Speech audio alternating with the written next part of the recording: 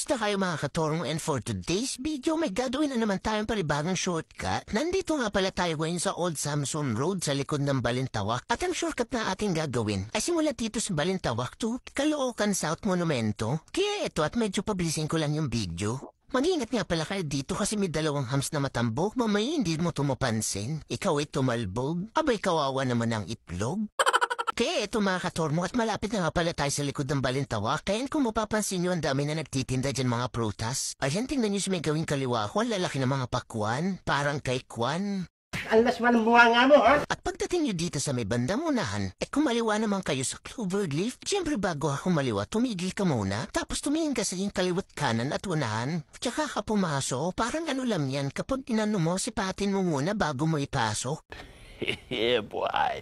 At oo nga pala, Tito Banda, may kurbada. Baka mademonyo na naman ang mga kamay nyo ay mapabanking ka. Lalong-lalo na pag ganito kakinis ang kalsada. Abay, akala mo'y racetrack. Kaya kalmahan nyo lang ang mga patutoy nyo kapag napadaan kayo dito. Ako nga kalmado lang pero gusto na rin bumangking yan. Pero ayoko na kasi yung last banking ko namuti yung balat ko sa tuhod at siko.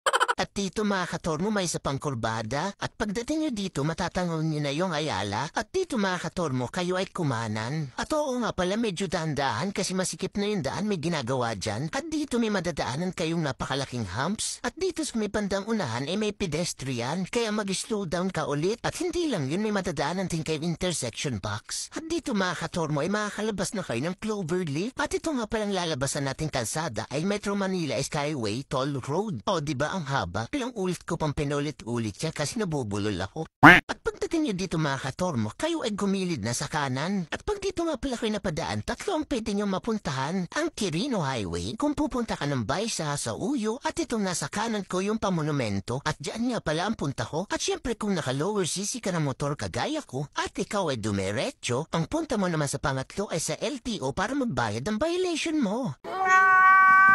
Opo, bawal pong pumasok dyan ng mga lower CC. Ang kailangan po dyan ay 400 up CC. Kaya huwag mo na subukan. Baka mabigyan ka pa ng one-piece chicken with price. Kaya ito mga katormo at umangat na nga ako. Dito nga pala madalas ay traffic. Pero ang ganyan lang yan sa may unahan bago ka pumasok ng Caloocan. Kaya ito medyo ikakat ko para hindi kayo maboring dyan. At dito mga katormo makakapasok ko na ng Caloocan South. At pag dinire-diretso mo ito ay papunta na itong monumento. Wala nga pala masyadong alog-itlog ng mga dinahanan natin ngayon. Mamaya sobrang alog, hindi ka na makabuo. Sayang ang 100% lakas mo.